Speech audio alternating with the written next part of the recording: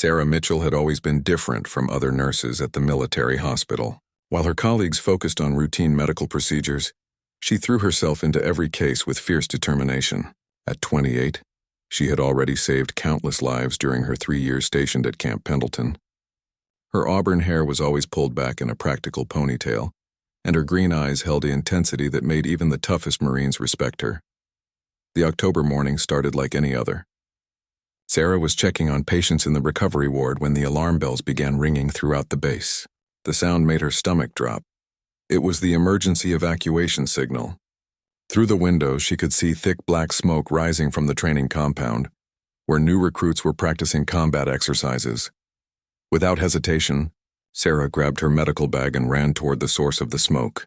Other medical staff were heading to the main entrance to prepare for incoming casualties, but Sarah knew someone might need immediate help at the scene. As she got closer, the acrid smell of burning fuel filled her nostrils and she could hear shouting and confusion ahead. The training exercise had gone terribly wrong. A fuel truck had overturned and exploded near the obstacle course where dozens of young Marines were training. The blast had sent metal debris flying in all directions, and several soldiers were trapped under twisted equipment. Sarah could see at least 3 Marines lying motionless near the wreckage. While others were calling for help, she spotted him immediately.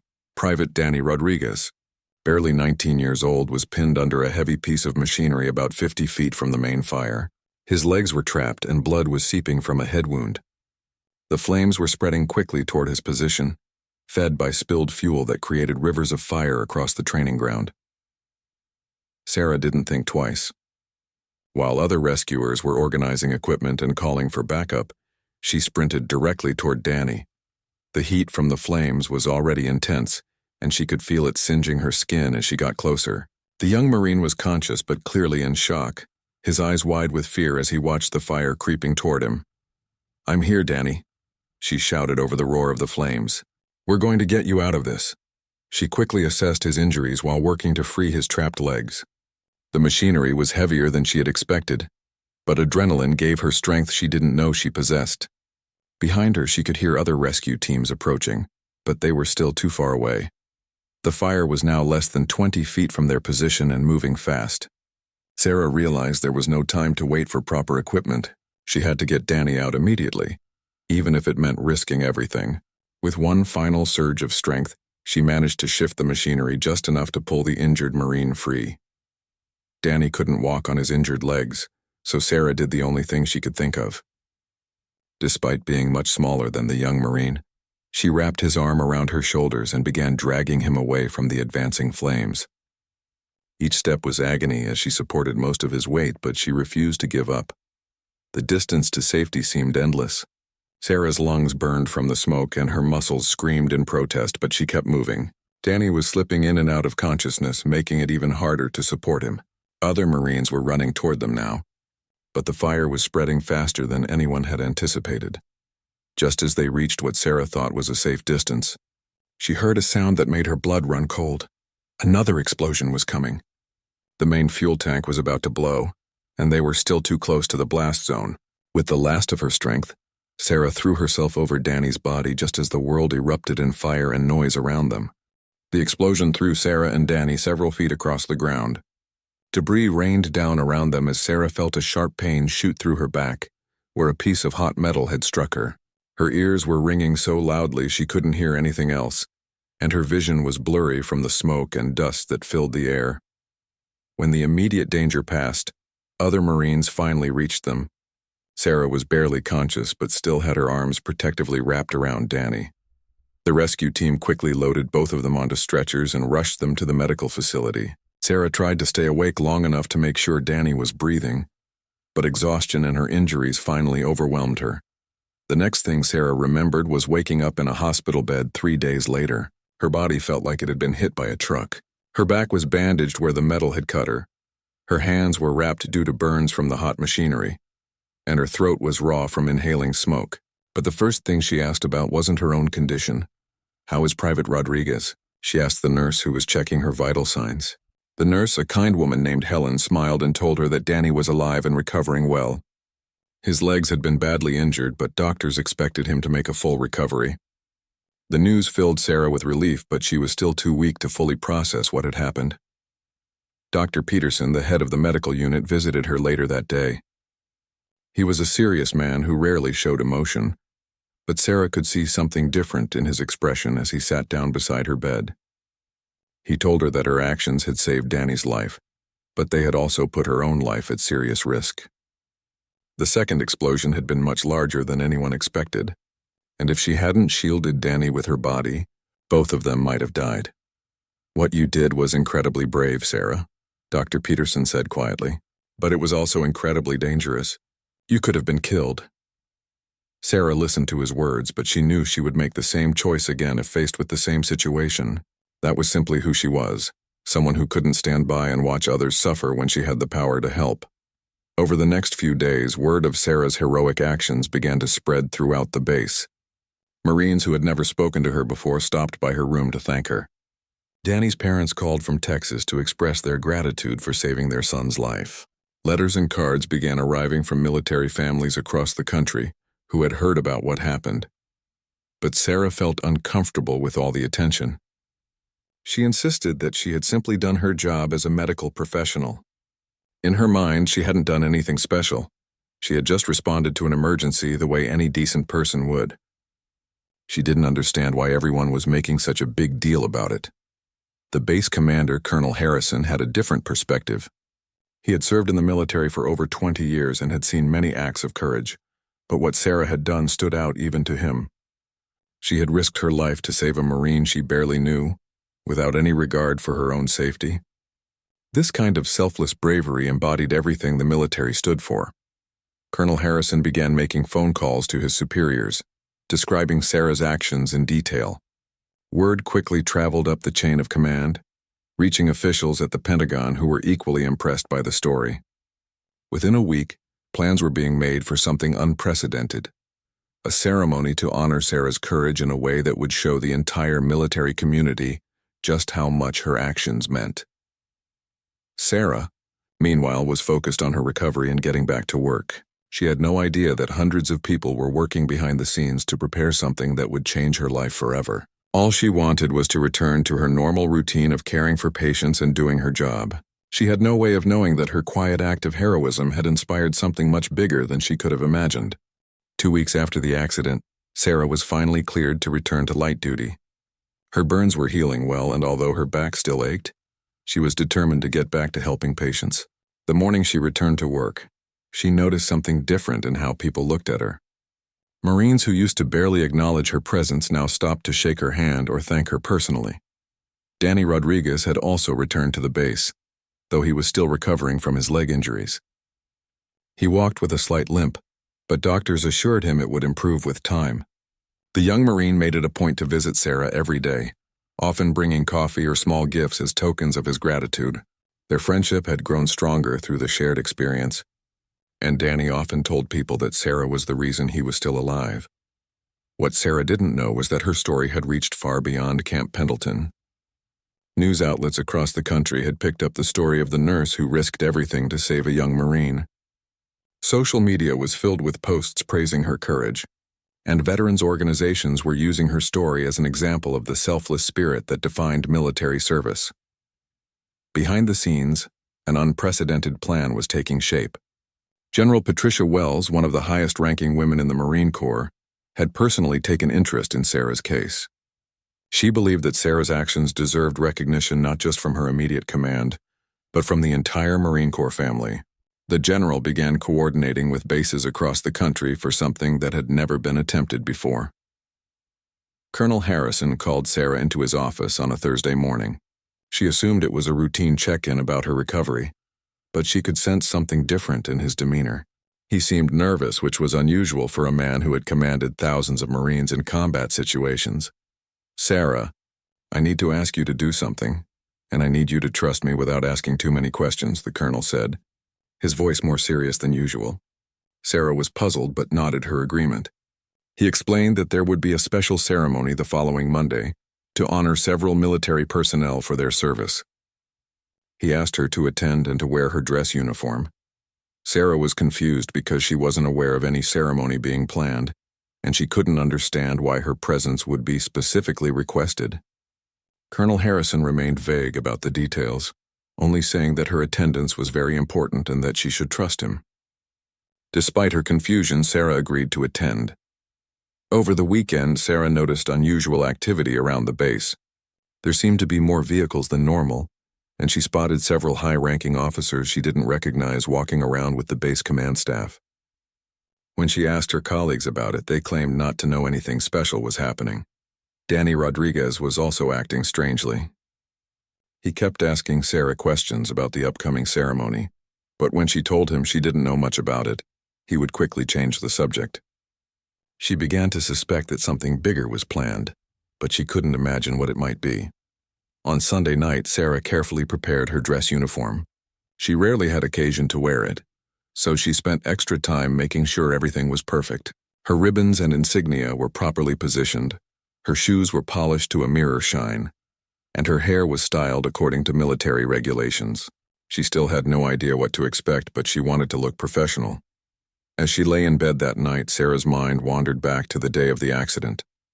She thought about the split-second decision that had changed everything, the moment when she saw Danny trapped and decided to act instead of wait for help. She still didn't fully understand why everyone was making such a big deal about what she considered a normal response to an emergency. The next morning, Sarah woke up early and put on her dress uniform. As she walked toward the designated building where the ceremony was supposed to take place, she noticed that the area seemed unusually quiet. There were no other personnel walking around, which struck her as odd for what was supposed to be a significant ceremony. When she reached the building, Colonel Harrison was waiting for her outside. His expression was even more serious than usual, and Sarah could tell that whatever was about to happen was more important than she had realized. He looked at her for a long moment before speaking, as if he was trying to memorize the moment. "Sarah, what you're about to experience is something very special," he said quietly. "I want you to remember that everything that happens today is because of who you are and what you did. You deserve every bit of this." Colonel Harrison opened the door to the building, but instead of entering a small conference room as Sarah expected, she found herself walking into the base's largest auditorium. The space was completely dark, which confused her even more. She could hear the colonel's footsteps behind her, but he remained silent as they moved forward through the darkness. As they reached the center of the auditorium, Sarah heard a sound that made her heart stop. It was the unmistakable sound of hundreds of people moving in perfect unison, the crisp, coordinated movement of military personnel coming to attention. Suddenly, powerful lights illuminated the entire space, and Sarah's breath caught in her throat. Standing before her, in perfectly aligned rows that stretched from the front of the auditorium to the very back, were 500 Marines in their dress blue uniforms. Every single one of them was standing at rigid attention, their eyes fixed on her with expressions of respect and admiration. The sight was so overwhelming that Sarah felt her knees go weak. At the front of the formation stood General Patricia Wells, whose presence alone indicated the significance of this moment. Next to her was Danny Rodriguez, standing as straight as his healing legs would allow, tears already streaming down his face. The young Marine's parents had flown in from Texas and were standing in the front row, both of them crying as they looked at the woman who had saved their son's life. Sarah stood frozen in the center of it all, trying to process what she was seeing. 500 Marines had come together from bases across the country, specifically to honor her. Some had traveled hundreds of miles, taking time away from their families and duties, just to be part of this moment. The silence in the room was profound. The only sound was Sarah's own heartbeat echoing in her ears. General Wells stepped forward, her voice clear and strong as it carried across the auditorium. She began to speak about courage, about the values that defined the Marine Corps, and about how sometimes those values were displayed not in combat, but in moments of pure human compassion. She talked about how Sarah's actions had reminded everyone what it truly meant to serve others without regard for personal cost. "Nurse Sarah Mitchell," the general's voice rang out, "you embody the finest traditions of military service. Your courage, your selflessness, and your immediate response to help a fellow service member in danger represent the very best of who we are as Marines. Today, 500 of your brothers and sisters in arms stand before you to say thank you." As the general spoke, Sarah began to understand the magnitude of what was happening. This wasn't just a ceremony. It was a testament to how her single act of courage had touched the hearts of people across the entire military community. Marines who had never met her had felt compelled to be part of this moment because her story had reminded them why they served. Danny Rodriguez stepped forward next, his voice shaking with emotion as he addressed the assembled Marines. He talked about the moment when he thought he was going to die, trapped under that machinery with fire approaching. He described how Sarah had appeared like an angel, refusing to leave him behind even when it meant risking her own life. "She didn't know my name," Danny said, his voice breaking. "She didn't know anything about me or my family, but she saw a Marine in trouble and that was enough. She dragged me to safety even though I outweighed her by 60 pounds. She threw herself over me when the explosion came. She gave me the chance to see my parents again, to have a future, to live." The emotion in the room was palpable. Many of the Marines standing at attention had tears in their eyes, but they maintained their military bearing. This wasn't just about honoring Sarah, it was about honoring the values that each of them had sworn to uphold when they became Marines. Sarah finally found her voice, though it was barely above a whisper. "I just did what anyone would have done," she said, but her words were met with a gentle shake of the head from General Wells. "No, Sarah," the general replied. "You did what a Marine would do. You did what someone with true courage would do, and that's why we're all here today." The ceremony continued with the presentation of a special commendation, signed by the Commandant of the Marine Corps himself. But for Sarah, the real honor was seeing the faces of the 500 Marines who had come to stand with her. Each face told a story of service, sacrifice, and dedication to something greater than themselves. As the formal ceremony concluded, something unexpected happened. Instead of dismissing the formation, the Marines began to move. One by one, they stepped forward to personally thank Sarah. What had been planned as a formal military ceremony transformed into something more personal and meaningful. The first Marine to approach was a grizzled sergeant with 20 years of service. His weathered face showed the impact of multiple deployments, but his eyes were soft as he shook Sarah's hand. "Ma'am, I have 2 daughters back home," he said quietly. "I hope they grow up to have even half the courage you showed that day."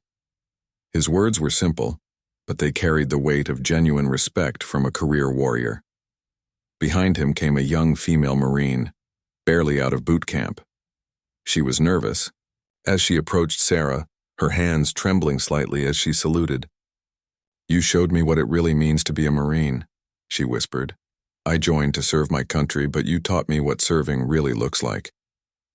The young woman's words reminded Sarah that her actions had inspired others to be better versions of themselves. The line of Marines seemed endless. There were officers and enlisted personnel, veterans of multiple wars and new recruits just beginning their service. Some shared brief personal stories about why Sarah's actions had meant something special to them. Others simply shook her hand in silent appreciation. Each interaction was different, but all carried the same message. Sarah had reminded them all of something important about who they were and why they served. Danny's parents waited until most of the Marines had passed before approaching Sarah. His mother, Maria Rodriguez, was a small woman with kind eyes that were red from crying. She didn't say anything at first. She simply wrapped Sarah in a tight hug and held her for several long moments. When she finally spoke, her voice was thick with emotion. "You gave me my son back," Maria whispered. "I don't know how to thank you for that. Danny is everything to us, our only child, our whole world. When we got that phone call saying he was hurt, I thought our lives were over. But you saved him. You brought him home to us." Her husband nodded silently, unable to speak through his own emotions. As the afternoon progressed, Sarah began to understand something that had never occurred to her before. Her decision to save Danny hadn't just affected one person. It had created ripples that spread far beyond what she could have imagined. Danny would go on to marry his college sweetheart and have children. His parents wouldn't have to face the unimaginable grief of losing their only son. All of the lives that Danny would touch in his future existed because of what Sarah had done in those crucial moments. General Wells approached Sarah as the crowd began to thin. The general had watched the entire proceedings with obvious satisfaction, seeing how the ceremony had affected not just Sarah, but every Marine present. "You know, Sarah, when I first heard about what you did, I knew we had to do something special, but watching this today, I realized that this ceremony wasn't really about honoring you. It was about reminding all of us what we're capable of when we put others before ourselves." The general paused, looking around at the Marines who were still talking in small groups throughout the auditorium. These 500 Marines didn't come here just to say thank you. They came here to be inspired. They came here to remember why they wear the uniform. In saving Danny's life, you reminded all of us what true service looks like. As the day came to an end, Sarah found herself sitting quietly with Danny in the now nearly empty auditorium. The young Marine had remained close to her throughout the afternoon, still processing the magnitude of what had happened. They sat in comfortable silence for several minutes before Danny spoke. "I keep thinking about that moment when you decided to come after me," he said thoughtfully. "You had to know it was dangerous. You had to know you might not make it out, but you came anyway. I need you to know that I think about that every single day. It changed how I see everything. My life, my service, what really matters." Sarah looked at this young man whose life had become forever intertwined with hers. Through a few moments of crisis, she realized that while she had saved his life that day, he and all the Marines who had honored her today had given her something equally valuable. They had shown her that her actions mattered, that courage could inspire others, and that one person's decision to do the right thing could create waves of positive change that spread far beyond what anyone could predict. The ceremony was over, but Sarah knew that its impact would last much longer. She had entered that auditorium as a nurse who had simply done her job. She left as someone who understood the true power of selfless service and the profound connections that bind people together in the face of danger. In the months that followed the ceremony, Sarah's life changed in ways she never expected. Letters continued to arrive from Marines around the world, sharing their own stories of courage and service. Military families reached out to thank her for inspiring their loved ones. She even received messages from veterans of previous wars who said her story had reminded them of why they had been proud to serve their country. The story of the ceremony itself became legendary within military circles. Video footage of the 500 Marines standing at attention spread across social media, touching millions of people who weren't even connected to the military. The image of Sarah standing in the center of that formation, overwhelmed by the honor being shown to her, became a symbol of what true heroism looked like. Danny Rodriguez recovered fully from his injuries and went on to become one of the Marine Corps' most dedicated instructors. He often told new recruits about the day Sarah saved his life, using her example to teach them about the values of courage and selflessness. His marriage to his college sweetheart Elena took place 2 years later, and Sarah was asked to be an honored guest at the wedding. When their first child was born, they named her Sarah Maria Rodriguez. But perhaps the most significant change was in how Sarah saw herself and her role in the world. Before the accident, she had always thought of herself as just doing her job, following her training and helping where she could. The ceremony had shown her that individual actions, no matter how small they might seem, could have profound impacts on the lives of others. Sarah began speaking at military events and medical conferences, sharing her story not to promote herself, but to encourage others to recognize the opportunities they had every day to make a difference. She talked about how courage wasn't just about dramatic moments like running into burning buildings. It was also about the small daily decisions to put others first, to help when help was needed, and to stand up for what was right. The nurses' actions continued to inspire changes at military bases across the country. Training programs were modified to include more emphasis on individual responsibility and quick decision-making in emergency situations. Sarah's story became part of the curriculum for new medical personnel, teaching them that their job sometimes required them to go beyond standard procedures and trust their instincts when lives were at stake. 5 years after the ceremony, Camp Pendleton dedicated a new medical training facility in Sarah's honor. The Sarah Mitchell Center for Emergency Medical Response became a place where military medical personnel from around the world came to learn the latest techniques for battlefield medicine and emergency response. Sarah was present for the dedication, once again surrounded by hundreds of Marines who wanted to honor her contribution to military medicine. During the dedication ceremony, General Wells, now promoted to an even higher position, spoke about how Sarah's legacy had grown beyond that single act of heroism. What Sarah did that day saved one life, the general said. But the example she set has influenced thousands of military personnel to be braver, more selfless, and more committed to taking care of each other. That's the real measure of heroism, not just the immediate impact, but the lasting change that comes from inspiring others to be better. As Sarah stood before another gathering of Marines, this time as the honored guest at a facility bearing her name, she reflected on the journey that had brought her to this moment. It had all started with a split-second decision to help someone in need, made without thinking about consequences or recognition. She had simply seen another human being in danger and responded with compassion and courage. The young nurse who had once been uncomfortable with attention and praise had learned to embrace her role as an example of military values. She understood now that her story belonged not just to her, but to everyone who needed to be reminded that ordinary people were capable of extraordinary things when they chose to put others first. Danny Rodriguez, now a sergeant and instructor, was present at the dedication with his wife and young daughter. As he watched Sarah accept the honor of having the facility named after her, he thought about all the ways his life had been shaped by those few minutes when she had refused to leave him behind. He had become the man he was because someone had shown him what courage looked like in its purest form. The dedication ceremony ended with Sarah cutting a ribbon to officially open the new facility. As she did, she made a quiet promise to herself to never forget the lesson she had learned from that day and all the days that followed. That every person has the power to change lives through acts of courage, compassion, and selfless service. Her story would continue to inspire others long after she was gone, proving that true heroism lives on in the hearts and actions of those who choose to follow its example.